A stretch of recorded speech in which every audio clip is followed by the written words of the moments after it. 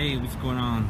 This is Six Sinatra, Brian Begay, and I'm doing a live feed for everybody out there who knows Jode. And I just wanted to let him speak out of his own behalf. And I know a lot of people have seen a lot of information online and what's going on, but you know, Jode was there. We're actually here at the Hooters Motel parking area, and just wanted to show you where Jode was at this top of Mandalay Bay right here in this area, and the shooter was down in this area right here. So we were both under the Y. I was under the Y. Yeah. Where it's lit up of the words, he was right underneath, you know. And down in this area is where the actual shooting did occur. So down here is where the concert was, right across. So I just wanted Joe to speak and let everybody know. You stand right here. It's good. Okay. Yeah. So go ahead and talk about your experience and maybe what you were thinking and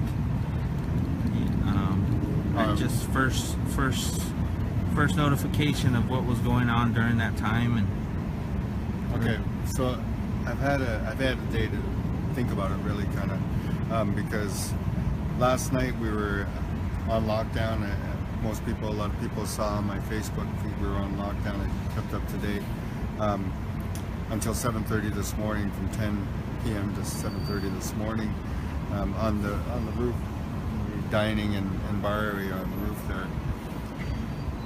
So I've had all day. I've had a couple of interviews and you know, talked to different people about what happened, how I feel, and stuff like that.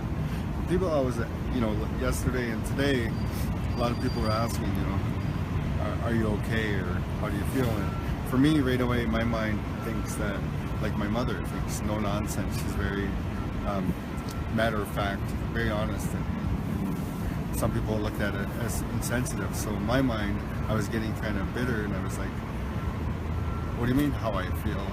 I wasn't the one on the ground. I was on the roof, you know. In my mind, it wasn't about me. I was just there recounting what happened, kind of thing. But now that I've had a full day with it, and I've had some emotions today about it, I can understand where people are coming from, I guess, and I can have that sense of emotion, that sense of feeling, acknowledge that sense of emotion, that was an emotional experience.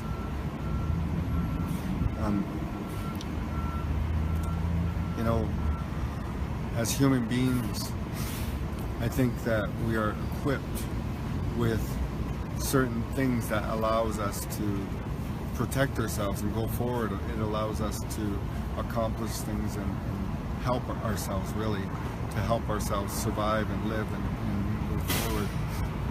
And part of those things that we're born with are our sensitivities, our emotions. We feel things. We feel for other human beings, no matter what we might think of them on the outside, no matter what differences we might have with people, in the sense of sports. Some people will like sports, some people won't like sports, some people will be Democrats, some people will be Republicans, some people will be religious, some people traditionalists, and some people will be political. And you know, we have all these devices that we put in front of ourselves and in front of each other, kind of to keep each other at arm's length almost, to avoid disappointment, avoid getting hurt, avoid a failure, avoid of ridicule. To avoid all those things, we keep our own little safety nets in place, and we push away at others. This is, in my mind, something that we're learning as human beings, on how to process and understand our own emotions and the things we're equipped with. I believe that we are gifted from birth with certain things like love, like truth, like understanding, like compassion, and things like of this nature. So when something tragic happens to somebody else, we feel it. We feel that sense of pain, a sense of it. Not literally, but we can feel a sense of it. We can get the sense of that emotion, that energy. And that's what I was feeling today, this afternoon, and right now. It's sad. Yeah. So why don't you run us through what was going on as soon as you heard or somebody coming up to you and telling you about the shots out of your own. What do you have to say about, you know, just after? Okay, like that's a different experience. Okay, what you're talking about there is a physical thing in the sense that, you know, when I heard this, that when it was all said and done, we knew that somebody was shooting, and I knew somebody was shooting. I went right away to prayer, and I started talking to Creator and Gichimanado. I started talking to Gichimanado, our Creator, and my spirit helpers kind of thing, and I had that sense of calm and a sense of already I know that, you know, no matter what happens, it was going to happen, and all we could do is take care of each other and take care of ourselves as much as we could, kind of thing. Mm-hmm. And I didn't have a sense of fear, I guess, in the way that, you know, I might have 5 years ago. Mm-hmm. You know, my relationship with Gichimanado and Creator and Spirit has really helped me a lot in these last 2 years, in understanding that if things are going to happen, they're going to happen. All we can do is protect what we have, move forward, and continue to learn, right, and do things. It's just matter of fact things we have to do. So I was able to stay calm with that kind of mindset all the way through. And there were some people panicking, and some people were calm as well, you know. And when everything was going on, I had a sense of fear a few times. Like when I hit the ground and we didn't know if the shooter was there, I had that sense of fear right away, kind of thing. But deep down, I kind of knew we were going to be okay where we were. Yeah. Part of it was just logistics. I mean, we were on the roof, and you know, if there was a murder on the loose kind of thing, they had to come upstairs, and there were already SWAT teams there as well. So, you know, almost like we had a fighting chance kind of idea. Right. So that was kind of playing through my head. All these kinds of thoughts were playing through my head throughout the entire night, because we were on lockdown from 10 o'clock right till 7:30 in the morning. And how about the other people on the top floor? What were they? Yeah, it was kind of weird in a way, because there were some people that were really desensitized toward it, I guess, in the sense that, you know, they were, I don't know, maybe they were partying, or whatever, they were having drinks with dinner, and they were in that feel-good kind of mind frame. So when this news was coming, they weren't treating it like it was real, some of them. You know, they were treating it was like it was news in Dallas, it was news somewhere else. Right. But this was happening right where we were. It wasn't somewhere else, you know. Yeah. And I remember thinking about seeing some people there and wondering, I wonder if there's anybody here who knows people down there, and they're just being quiet and trauma kind of right now. And I'm thinking of those are the kind of things I was thinking throughout the night, kind of thing, wondering what everybody else was going through, kind of thing. As you're looking over the ledge and these things are going on, are you kind of just thinking, like, there's a lot of people down there that are just being shot, and you know, there's really nothing you can do, but you know, you just that was hard. Hardest. That was hard, man, because, like I said, like I'm looking over the ledge like this over here, right? Right. So the ledge is up there. It's about 5'9", 5'9", and there's a wire cable right here, and I have my tripod, my camera here, and I stand on that white cable to see above. Yeah. So when the shots were happening, I was sitting down here listening to my music, kind of thing. And then the guy let me know that the shots were fired. I took my earbuds and I heard them really loud, so I jumped on the cable and looked over, and I saw a whole bunch of people in the middle. Like earlier in the day, that I was out there all day. So earlier, that whole area, that whole concert area was just packed with people. You couldn't see any part of the ground. It was just They people. said there was 20,000 people down in They that were all little crammed area. in. They were all crammed in there. Like it was just head to head kind of thing from the top. That's what you saw. When I looked over after the shots were fired, what I saw was a cluster of people in the center kind of thing. And we couldn't see very clear. So we were like, I got my glasses on. I'm looking as best I can. I got the camera lens and I'm trying to zoom in. I can't really see what's going on because it's so far away. So we were asking each other, it's like, are those people all dead? Like we didn't know if that was all freaking dead people in the middle there. But then the shot stopped and a whole bunch of people from that center started exiting. So then we saw what was going on, and then the shots started again, and then they all hit the ground again. So it's went through a series of stuff like that, stop and go, until it was like almost all scattered out. Were you close enough to where like there was like ringing in your ears or anything, or was it just like no, it wasn't ringing in the ears. Totally loud. No, it wasn't ringing in the ears, but it was freaking loud. Because if you have ever heard an AK-47 or a gun that high powered, at close range, like 10 feet away from you or whatever, it doesn't ring your ears, but you can hear it. You know. It's loud. I know it when sounds powerful. You know what I mean? Right. And that was an automatic. That wasn't a semi or a single shooter. That was like that loud. So it was loud. Yeah. I know when I watched the videos, I heard the shots, but it was more like a sniper like fire, and it was just clean. It sounded like they were just falling down, like the shots were falling down. They were really sharp. But from your angle and the angles from other places, you know, they were loud kabooms that were going off, but fast. But really fast. Yeah, and so what I was picturing at that moment was if I thought the shooter was down on the ground, and it sounded to me like it was an exchange of gunfire from the police to the shooter. And that the people were waiting for silence so they could run away from it. But I had no idea that they had no idea where the gunfire was coming from either. And I heard on the radio earlier today that some people started running toward Mandalay Bay, not knowing they were going right into gunfire. Kind of thing. And that's pretty messed up. I was talking to one of the guys tonight who was on the ground, our contact, and he was pretty sad too because it's just a sad situation.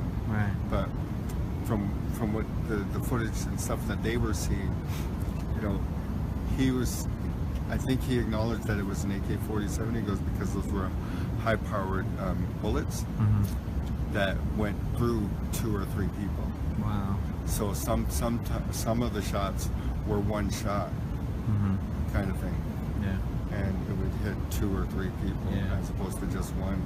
So you are on lockdown all night, up there, up on the top floor, in wherever you were at, and you know you didn't get out until about 7 this morning. 7:30, and then you got to go down, and I guess it was just chaos throughout the whole building, wasn't it? Or was it kind of like every day, like no, it was kind of, that's why I thought it was kind of surreal. I told somebody earlier that it was more of a surreal feeling because everybody was just kind of walking about, going to do their business, whether it's going to get their car, going to their hotel, going to get a cab, whatever. There was no sense of collective sadness or collective angst or collective panic or anything like that. It was more like, this is tourist town Las Vegas and this is something that happened. So it was a really weird experience in that sense. You know, and maybe everybody else was kind of nervous and didn't want to think about it. I don't know how people process, right? I know myself living here, and when I heard about it, a friend texted me and told me that there was a shooting on the strip, and I was like, there's every day that this happens. You know, it happens now and then. People get, you know, car drives over people or somebody's doing a stabbing. So this wasn't really something big on my radar either. And it wasn't until, you know, he's like the active shooter. He's actively shooting right now. And that's when I got on the TV and I checked the news channels, and then I text you and I was like, what are you doing? Where are you at? Or you're on top of the building. What are you doing? Like, you know, it freaked me out by then, but I know for you being actually up there, oh man, I can't even Well, here's the thing, right, Brian?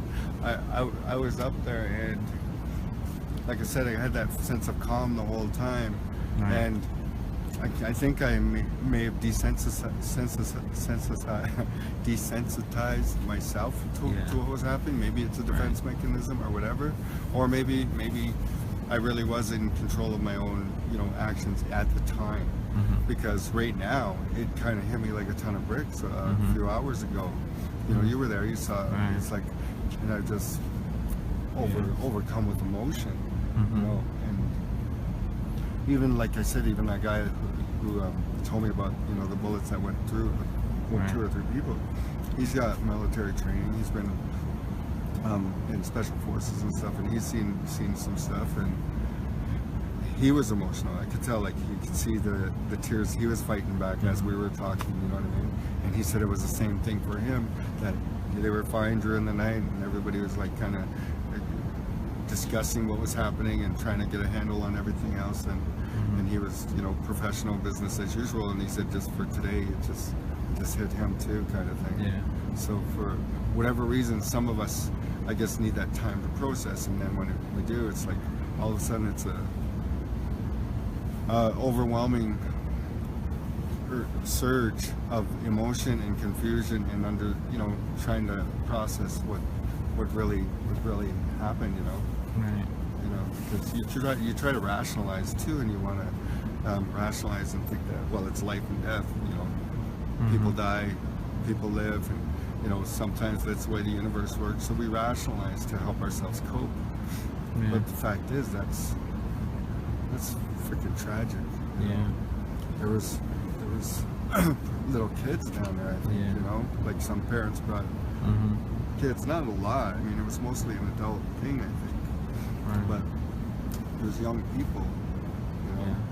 Well, I thank you, Jode, for sharing with us and let us know how you feel about all this, giving us insight, and I think we'll wrap it up, and we're all glad you're okay and everything's good. Can I just say, like I told my friend earlier, and that in my own way, the only thing I know what to do from my culture is to offer some prayer, put my tobacco down, or whatever medicine or whatever process or whatever thing you do, is offer a little prayer to someone else, to a family member, to a stranger, to whoever, and maybe for yourself, because in my culture that's what we believe, that you can offer a prayer and you can communicate with spirit, and you can ask spirit for a little bit of help or a little bit of guidance, and they will come and they will help you. And that's sometimes what we need to help cope with a certain thing. So all the families, even if they don't know me, and even if they don't ever see me, I want to express that kind of thing outward. That I will be thinking about them and asking for help for them. So that's my offer for prayer, and I just hope that other people, when they say their prayer, when they say if they do prayer, that you think about the whole process of what that means, what the whole process of prayer means, and not just the words on the surface, but really meditate and really feel it and understand it, and it can help. So, it's a Chimagwachi on go me back. All right, thanks.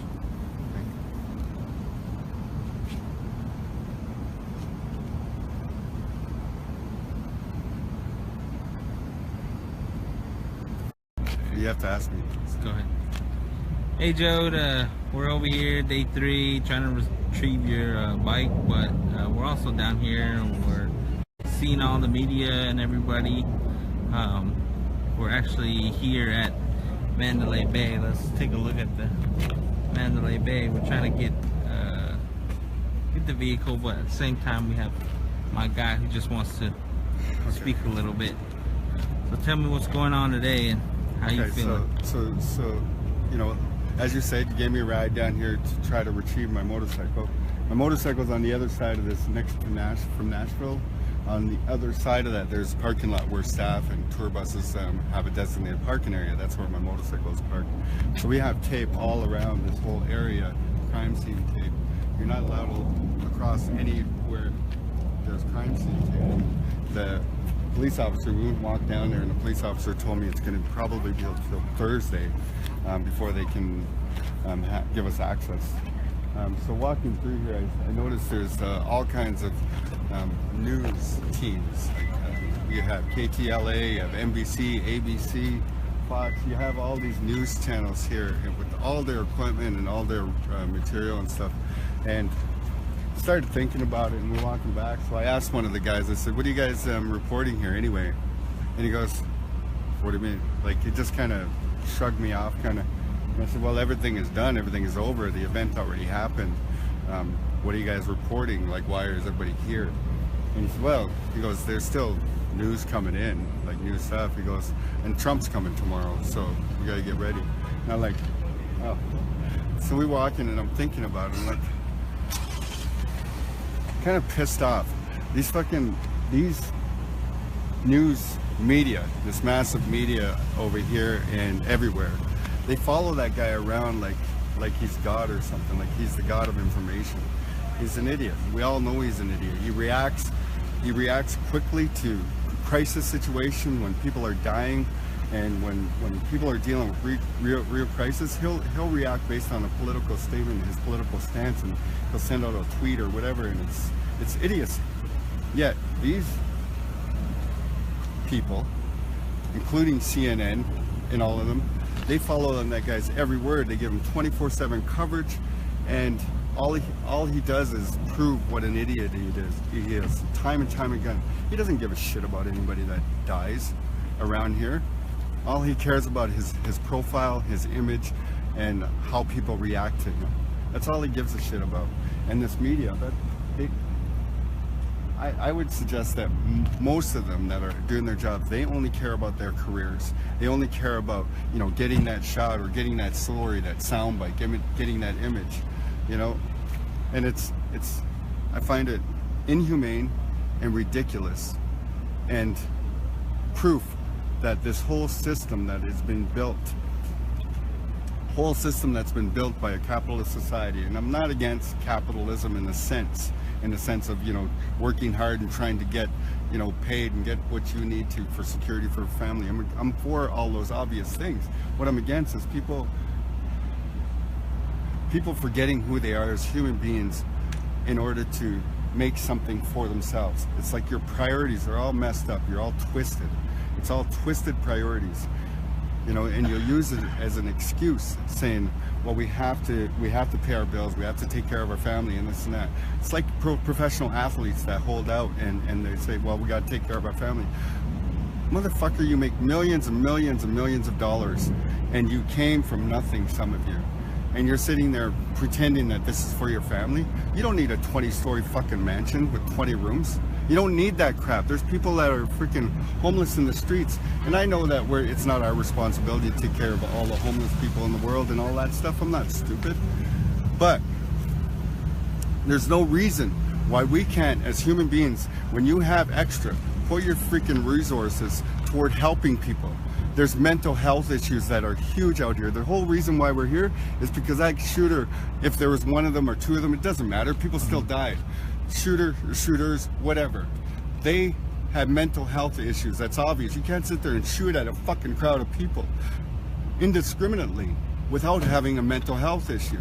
The biggest problem we have in this country, and both countries in North America, is mental health. I'll guarantee it. You have so many homeless people in every freaking city you go to that are wandering, and a lot of them are homeless because of mental health issues, because they felt like they didn't belong or they didn't care, and they can't deal with the society that they live in, and all the unfairness, all the inequities, and all of this stuff, the lack of justice, everything that is obvious. But we'll sit there and gloss it over and go on with our day. And these people, they perpetuate that. They perpetuate all of what is wrong with this society, of glorifying certain things that should not be glorified, instead of actually using their time and their energy and all of that stuff. I mean, there's probably people that carry stress with them from their jobs because they feel like they have to do this to get ahead, to raise their profile or whatever. And meanwhile, their child is at home being neglected because, you know, daddy or mommy has an important job to do. When you say you have an important job to do in front of your kids and you're not spending the proper time with those kids, then you're saying to that kid that your job is more important to them. You know, and they grow up with those kinds of things without anybody talking to them. And I'm not suggesting that, you know, kids in America or wherever are going to grow up and become shooters like that guy. I'm not suggesting that. I'm just saying it doesn't help. It doesn't help our society and our place when you're perpetuating problems that are obvious, when you're ignoring them and you're brushing those problems over just so you can get a story. You know, just so you can raise your profile and raise the profitability of your company or your organization, your institution, whatever you want to call it, your politics. You know, freaking use your brain, think and feel from your heart and actually do something that might help. Imagine if all these people and all these millionaires put their resources together to develop a privately funded mental health institution that didn't cost fucking money or had a percentage that they put their money into. They could still live comfortably. You could still buy your freaking 3 or 4 cars that you need. You don't need 60 fucking sports cars as a human being, as a person. You don't need a 20-floor mansion. You don't need that shit. When all this crap is going on and you're sitting there saying you're going to pray for the families, you're going to do this, you're going to do that, it's a day for you. You do it for a day and then you move on to your next event or your next thing. You know, I just wish people would think and be sincere and be genuine when you're reporting something or saying something. Anyway, that's all I got to say right now. I'm just kind of, this part of the emotion. I talked about emotion on my Facebook, and you know, going through all this emotion of overwhelming sadness and stuff. And then I come through here now, anger is hitting. You know, getting stuff. So I just want to end it right now. And just, you know, I gotta. All right. Thanks, Joe. Yeah, we're just here looking at this, thinking and speaking and talking, and you know, people deal with this in the ways that need to. Thanks. Later. Yeah, thanks for joining us. I understand it has been a long night and day for you. How are you holding up? I'm doing okay. What was it like when you were on the roof? Tell us about it.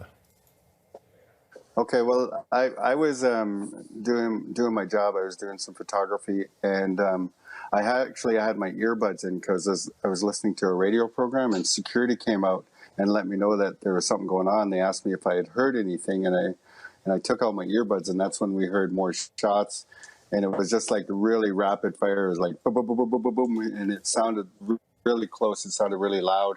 So I looked over the ledge to see what was going on, and we just saw all the people. The crowds of people, basically they were all clustered in one spot in the middle and the other stage kind of thing. And we didn't know if they were dead or alive. So me and the security guys we're asking each other, are they dead? What's going on? We had no idea. The scariest part, I imagine, for the people down there, and a little nerve-wracking for us, was we had no idea where the shots were coming from or who was shooting. We didn't know if it was the police or an assailant or what was going on. We just knew that they were really loud and that there was something going on. People were running and screaming. The shots would stop, and then people would run toward different exits. There was like 3 or 4 exits, and so you see them streaming out different exits. And then the shots would start again, and everybody would hit the ground again. And it was just, they would go on for a long time, and they were really, really loud. And I was up there, and then the shot stopped, and then there were some single shots, like a pistol, and there was about 4 or 5 single shots that went off. So we had no idea how many people were shooting or anything. We just didn't have any clue. And then after the shot stopped for a little while, my cameras were still going. It was on a time lapse, and the guy asked me. He got a call, and he said, "Oh, we got to take the cameras down. We got to evacuate the building." So I started taking the tripod down and the cameras, and I have a big black plastic case for the cameras, and it looked kind of suspicious. So I was a little nervous because the police helicopters were starting to circle looking for the shooter. and I was the only one on the roof with the security guys, and I had this big black plastic case. So anyway, they shined the spotlight on me, and the security guys must have let them know it was okay somehow, because they flew away after that, and I was able to get the cameras out, and we got into the building, and as soon as we got into the building, somebody yelled from another room. They yelled that the shooter is in the building, is in Mandalay Bay, and and then they just said, "Everybody get down, get down." So we hit the floor and we laid on the ground. And a few minutes later, somebody yelled again. They said, "That's okay. It's a SWAT team. They're friendlies. So just stay laying on the ground and raise your hands. Let us see your hands." So we laid on the ground for about a good 10, 15 minutes while they cleared the room, kind of thing. And then they ushered us all into one smaller room. There was about 80 of us with staff and guests. And we basically were on lockdown in that room without knowing what was going on, kind of thing, for that whole time, right until 7:30 in the morning. Wow. Were you scared? I was more. It was more like shock kind of thing. We didn't really comprehend what was going on right away. The only time I got a little bit scared was when we entered the building and we didn't know where the shooter was, and somebody said they were in the building, and they told us to get down. So we had no idea what was going on at that time. So that was a little nerve-wracking. When I was watching the shooting going on the ground, I thought the shooter was on the ground. So we weren't really scared. We were more scared for the people on the ground, kind of thing, if you understand what I mean. Yeah, no, I do. And so so you were on the roof, so you couldn't hear, could you hear the gunshots? And we know that the shooter was on the 32nd floor. What is the roof a few stories higher? Yeah, I was probably almost directly above the shooter, and I had no idea I was above him at the time. We thought the shooter was on the ground. So I didn't feel like threatened at that time because we assumed they were on the ground, and it's quite a ways distance from the roof to the ground.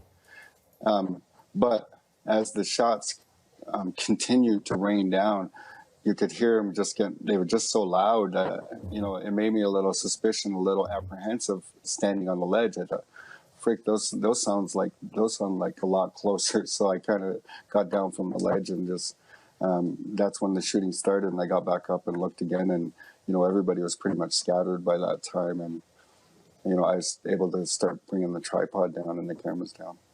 What is Las Vegas like today? What's it been like walking around? Well, when we came out of the building, we were only allowed to exit, as you can imagine, from one specific area, and everybody was ordered, not ordered, but told that, if you have car here or a room here, you're going to have to get to it later because they have an ongoing investigation. So Las Vegas Boulevard, the main strip, was closed from a certain area to a certain area. So I can't get my vehicle until later on as well. It's parked over by the site. There's not a lot of traffic right now in the area where I was, but there was, it doesn't seem like, I think people are more in a surreal mood more than anything, as opposed to shock and awe kind of thing. I think it hasn't really kind of hit for some people who are right there on the ground kind of thing. Jody, appreciate you taking the time to talk to us today. Thank you. Okay, thank you. Jody Kechego in Las Vegas. He was on the roof.